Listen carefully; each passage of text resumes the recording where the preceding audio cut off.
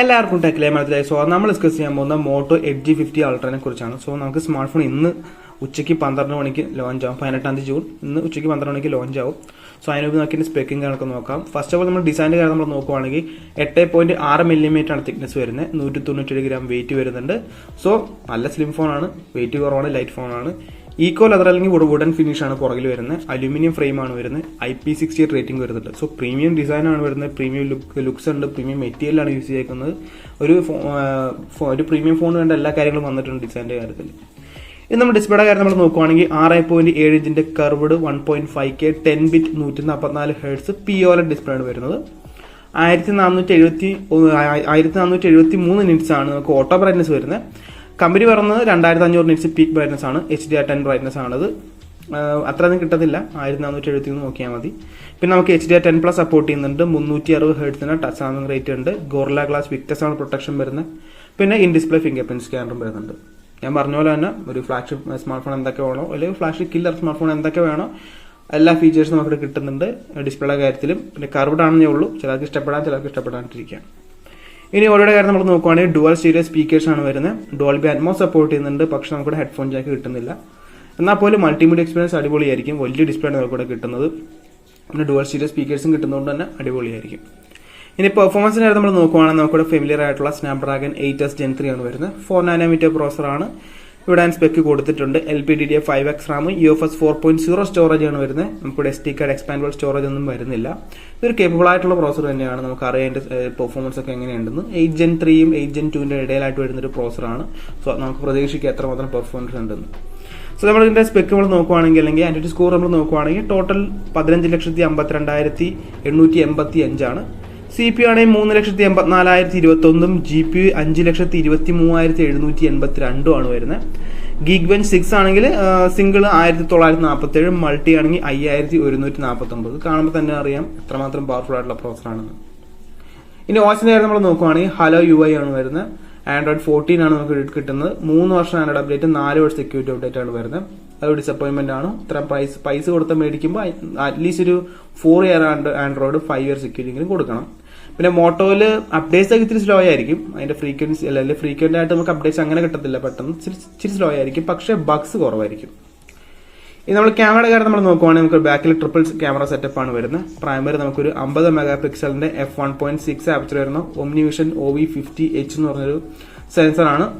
Optical image stabilisation ഉണ്ട്. നമുക്കിവിടെ 4K 60 FPS record ചെയ്യാൻ പറ്റുക. ഈ സെൻസർ തന്നെയാണ് നമുക്ക് IQ 12ലും ഹോണർ മാജിക് 6 പോലൊക്കെ ഉപയോഗിച്ചേക്കുന്നത്. സോ അത്രയ്ക്ക് കേപ്പബിൾ ആയിട്ടുള്ള സെൻസറാണ് ഇവിടെ വരുന്നത്. പിന്നെ നമുക്ക് സെക്കൻഡറി ആയിട്ടൊരു ടെലിഫോട്ടോ ലെൻസ് വരുന്നുണ്ട്. 64 മെഗാപിക്സലിന്റെ f2.4 ആപ്ചർ വരുന്ന OmniVision OV64B എന്ന് പറഞ്ഞൊരു സെൻസറാണ്. 3x ഒപ്റ്റിക്കൽ സൂം ആണ് വരുന്നത്. OIS സപ്പോർട്ട് ചെയ്യുന്നുണ്ട്. 4K 60 FPS റെക്കോർഡ് ചെയ്യാൻ പറ്റുക.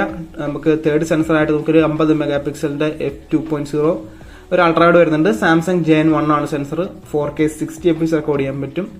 നമുക്ക് സെൽഫിക്ക് ഒരു 50 മെഗാപിക്സലിന്റെ f1.9 ആപ്സ് വരുന്ന സാംസങ് JN-S ആണ് വരുന്നത്. ഇവിടെ നമുക്ക് 4K 60 FPS റെക്കോർഡ് ചെയ്യാം.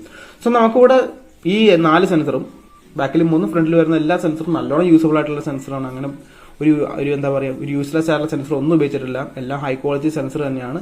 ഇത് പെർഫോമൻസ് എങ്ങനെ ഉണ്ടെന്ന് ചോദിച്ചു കഴിഞ്ഞാൽ പ്രൈമറി സെൻസറിന്റെ കാര്യം നോക്കുകയാണെങ്കിൽ ചെറിയ പ്രശ്നമുണ്ട്. ചെറിയൊരു ഷട്ടർ ലാഗ് ഇഷ്യൂ ഉണ്ട്. മോട്ടോയ്ക്ക് ഉള്ളൊരു ഷട്ടർ ലാഗ് ഇഷ്യൂ ഉണ്ട്. നമുക്കിപ്പോൾ വ്യൂ ഫൈൻഡറിൽ കാണുന്ന ഫോട്ടോ അല്ല ചിലപ്പോൾ നമ്മൾ എടുത്തു കഴിയുമ്പോൾ കിട്ടുന്നത്. പ്രോസസിംഗ് ടൈമൊക്കെ ഇച്ചിരി കൂടുതലാണ്. അങ്ങനത്തെ ഒരു പ്രശ്നമുണ്ട്. ചില സമയത്ത് സോഫ്റ്റ് ഡീറ്റെയിൽ ആണ്. പിന്നെ ഈ സബ്ജക്റ്റ് ഇച്ചിരി മാറിക്കഴിഞ്ഞാൽ അല്ലെങ്കിൽ മുഖമൊക്കെ നമ്മൾ പെട്ടെന്ന് തിരിക്കുമ്പോഴൊക്കെ ഉള്ളൊരു എന്താ പറയുക, ഫോട്ടോ ബ്ലർ ആവാനുള്ള ഇഷ്യൂസ് വരുന്നുണ്ട്. ചില സമയത്ത് ഫോക്കസ് ഇഷ്യൂയും വരുന്നുണ്ട്. അൾട്രായുടെ കാര്യം പറയുകയാണെങ്കിൽ അൺനാച്ചുറൽ കളേഴ്സ് ആണ് വരുന്നത്. ഞാൻ ഈ പറഞ്ഞ റിവ്യൂ ഈ ക്യാമറയുടെ പുറത്തൊക്കെ ഇതാട്ടോ. ഇപ്പോൾ ഇന്ത്യയിലെ G50 അൾട്ര അല്ല, ഇറങ്ങിയിട്ടില്ല. പക്ഷെ പുറത്തിറങ്ങിയിട്ടുണ്ട്. അതിന്റെ റിവ്യൂ ആണ് ഞാൻ ഈ പറഞ്ഞത്. അവരുടെ ഒരു റിവ്യൂ ആണിത്. സോ ഇതാണ് അവർ പറയുന്നത്. ഇച്ചിരി പ്രശ്നമുണ്ടെന്നാണ് പറയുക ക്യാമറയുടെ കാര്യത്തിൽ. ഇങ്ങനത്തെ ഈ പറഞ്ഞ പ്രശ്നങ്ങളൊക്കെ ഉണ്ട്. പക്ഷെ ഇന്ത്യയിൽ വരുവാണെങ്കിൽ ഇച്ചിരി ബെറ്റർ ആവാനുള്ള സാധ്യതയുണ്ട്. ഇച്ചിരി ഇന്ത്യൻ സ്കിന്നും കാര്യങ്ങളൊക്കെ വ്യത്യാസമുണ്ടല്ലോ. അപ്പോൾ അതിന് ഇച്ചിരി പ്രോസസ്സിംഗ് ഒക്കെ അല്ലെങ്കിൽ അവരിത് ഇമ്പ്രൂവ് ചെയ്യാനുള്ള സാധ്യത കൂടുതലാണ്. സോ നമുക്ക് നോക്കാം എങ്ങനെയുണ്ടെന്ന്. സോ നമുക്ക് ഇത് കഴിഞ്ഞ് നമുക്ക് ഷാമിയുടെ ഫോണൊക്കെ ആയിട്ട് കമ്പയർ ചെയ്യാം, CV ഒക്കെ ആയിട്ട്. കാരണം പ്രൈസ് റേഞ്ചിലാണ് വരുന്നത്. അതൊക്കെ ആയിട്ട് കമ്പയർ ചെയ്ത് നോക്കാം എങ്ങനെയുണ്ടെന്നൊക്കെ. സോ ക്യാമറ സെറ്റപ്പ് നോക്കും. അല്ലാണ്ട് നോക്കുവാണെങ്കിൽ അടിപൊളി സെൻസേഴ്സ് ഒക്കെയാണ് ഉപയോഗിച്ചേക്കുന്നത്. ഇനി ബാറ്ററിയുടെ കാര്യം നമ്മൾ നോക്കുവാണെങ്കിൽ 4500 mAh ബാറ്ററിയാണ് വരുന്നത്. ബാറ്ററി സൈസ് വെച്ച് നോക്കുവാണെങ്കിൽ ഇച്ചിരി കുറവാണ്. കാരണം വലിയ ഡിസ്പ്ലേ ഒക്കെയാണ് ഉപയോഗിച്ചേക്കുന്നത്. ഒരു 4700-800 ഒക്കെ മിനിമം കൊടുക്കായിരുന്നു. പിന്നെ 125 വാട്ട്സിന്റെ ചാർജർ നമുക്ക് കിട്ടുന്നുണ്ട് ബോക്സിൽ. സോ 0 ഒരു 21 മിനിറ്റ് കൊണ്ട് കിട്ടും നമുക്ക്. 50 വാട്ട്സിന്റെ വയർലെസ് ചാർജിങ് വരുന്നുണ്ട്. 10 വാട്ട്സിന്റെ റിവേഴ്സ് വയർലെസ് ചാർജിങ് കിട്ടുന്നുണ്ട്. സോ ബാറ്ററി കപ്പാസിറ്റി ഒഴിച്ചു കഴിഞ്ഞാൽ ബാറ്ററി ചാർജിങ്ങിന്റെ കാര്യത്തിലൊക്കെ അടിപൊളിയാണ്. ഇനി നമ്മൾ കണക്ടിവിറ്റി കാര്യം നമ്മൾ നോക്കുവാണെങ്കിൽ 5G ആണ് ഒബിയസ്ലി. Wi-Fi 7 വരുന്നുണ്ട്. ബ്ലൂടൂത്ത് 5.4 ആണ് വരുന്നത്. NFC നമുക്ക് കിട്ടുന്നുണ്ട്. USB Type-C 3.1 Gen 2 ആണ് നമുക്ക് വരുന്നത്. ഡിസ്പ്ലേ പോർട്ട് 1.4 സപ്പോർട്ട് ചെയ്യുന്നുണ്ട്. സോ നമുക്ക് ഈ സ്മാർട്ട് ഫോൺ ഒരു PC ആയിട്ട് ഉപയോഗിക്കുകയും ചെയ്യാം. സോ നമ്മളിത് പ്രൈസിന്റെ കാര്യം നമ്മൾ നോക്കുവാണെങ്കിൽ 3 വേരിയന്റ് ആണ് പറയുന്നത്. 12GB 512, 16GB 512, 16GB 1TB. ഇന്ത്യയിൽ ഇപ്പോൾ കാണിക്കുന്ന വേരിയന്റ് എന്ന് പറഞ്ഞാൽ 12GB 512 ആണ്. 55,000 രൂപ, 54,999 ആണ് പറയുന്നത്. ഈ പ്രൈസ് വെച്ച് നോക്കുമ്പോൾ ഇതും ഇതിന്റെ കോമ്പറ്റീഷൻ വെച്ച് നോക്കുവാണെങ്കിൽ ഷോമി CV വെച്ച് നോക്കുവാണെങ്കിൽ ഇത് വളരെ ഓവർ പ്രൈസ്ഡ് ആയിട്ടുള്ള സ്മാർട്ട് ഫോണാണ് എനിക്ക് തോന്നിയിരിക്കുന്നത്. ഇതൊരു 45,000 തൊട്ട് 50,000 രൂപ റേഞ്ചിലായിരുന്നു വന്നേച്ചെങ്കിൽ ഇച്ചിരി ബെറ്റർ സ്മാർട്ട് ഫോൺ ആയതിനെ നമുക്ക് CV ഒക്കെ ആയിട്ടൊന്ന് കമ്പയർ ചെയ്യാമായിരുന്നു. ഇപ്പോൾ CV ഇപ്പോൾ 12GB 512 48,000 രൂപയാണ് ആ ഫോണിന്റെ പ്രൈസ്. സോ ആ ഫോൺ ഈ ഫോണിട്ട് കമ്പയർ ചെയ്യുമ്പോൾ CV ആണ് ശരിക്കും സ്പെക് വൈസ് ഒക്കെ ഇത്തിരി ബെറ്റർ ആയിട്ട് എടുക്കുന്ന smart phone. So over price ആയിപ്പോയി. ഇതല്ല ഞാൻ ഉദ്ദേശിച്ച പ്രൈസ്. ഇത്തിരി ഡിസപ്പോയിന്റഡ് ആണ് ഞാൻ. നിങ്ങളുടെ സജഷൻസും കാര്യങ്ങളും സജസ്റ്റ് ചെയ്യുക. നിങ്ങൾക്ക് എന്താണ് ഈ സ്മാർട്ട് ഫോണിന്റെ പ്രൈസിങ്ങും ഈ സ്മാർട്ട് ഫോണിനെ കുറിച്ചൊക്കെ തോന്നുന്നത് നിങ്ങൾ താഴെ കമന്റ് ചെയ്യുക. സോ ഗൈസ്, ഇപ്പോൾ ഇന്നത്തെ വീഡിയോ ഇത്രയുള്ളൂ. ഇന്നത്തെ വീഡിയോ ഇഷ്ടപ്പെട്ടാൽ ലൈക്ക് ചെയ്യുക, സബ്സ്ക്രൈബ് ചെയ്യുക, hit the bell icon feature നോക്കി നെക്സ്റ്റ് വീഡിയോ കാണാം.